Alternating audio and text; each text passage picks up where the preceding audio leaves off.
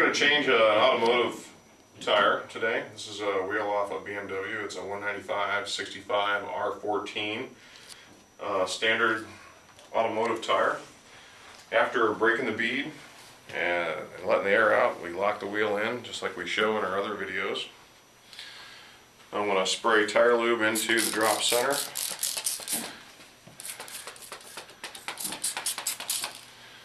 That's going to lubricate the tire friction between the rim and the tire. I use the single end of the Dismounting bar, insert it, I turn it 90 degrees, and I'm going to continue to relieve this side of the tire while I draw the bar up. If I pry on the bar right now, I would probably wear the tip of the bar out early, and on some wheels you can stress the rim out, but that's how it's done. I just lifted the tire. This is an open hub wheel. Center post drops through the wheel into a cup at the intersection of the frame arm. I hold the tire with my left hand, I lift the bar up, pivot it, take the first half off. Now I'm going to raise the arm, remove the post, and do the second half. I always keep the non-marring tip on the top edge of the rim. You lift the tire up, and it's key on this to keep the back of the tire in the drop center of the rim for clearance. If it droops down on you, you might struggle with it. But most automotive tires are a little easier than motorcycles.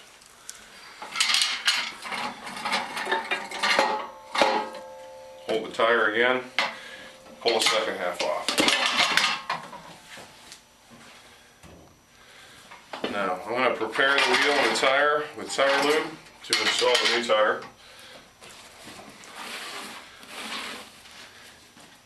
Now note that there's a drop center on these rims. The drop center needs to be at the top. If the shallow drop center is down here, you may not get the clearance to take your tire off and on. Some wheels need to be mounted with the backside down, some are mounted upside down, face down. You'll need to look at the inside of the rim and determine for yourself where that drop center is. It's also helpful to, when you're breaking the bead, break the bead on the non-drop center side of the rim first, because it has a flat area that you're going to have to shear it off of. ATV tires are the same.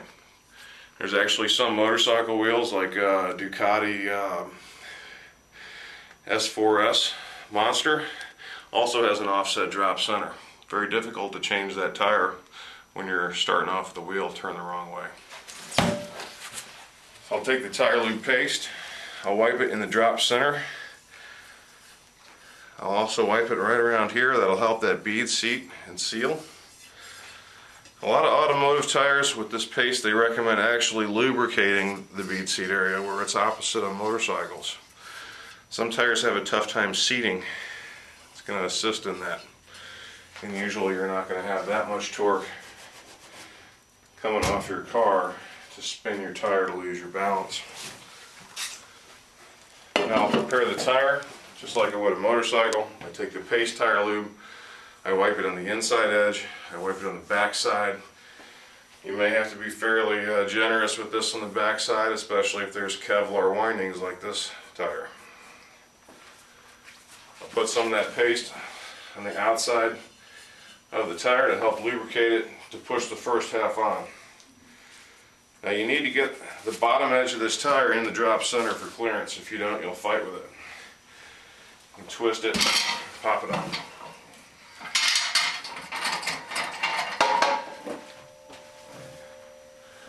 Use the two-prong end of the bar. I like kicking the tires up with my leg to gain a little bit of clearance. That works with almost all of them. The yellow thing tool is very helpful, especially on this tire. We're going to want to keep that tire back. The yellow thing will keep the bead from creeping behind the head of the bar. The most important thing is to get this tire bead started in the drop center. If it's up high, you're going to fight with it. You probably won't get the tire on. So collapse that down into the drop center while you push the bar with your hip. You can see the tire just slid into the drop center. You can see the tire pulling over the face of the rim. That's why we lube the back side of the tire. I pull the handle with my right arm, drive the bar with my left hip, and the tire goes on very easy. Now our wheel balancer, we have a large cone adapter that I can actually balance this BMW wheel on our standard balancer. Our standard balancer will fit up to a 250 tire. These cones can be used point to point, or they can be used point to cup in certain other situations. We also have a monster balancer that handles up to a 360 tire. It's got a heavier rod and larger cones for automotive and truck wheels. That would be a good tool to use to balance this wheel.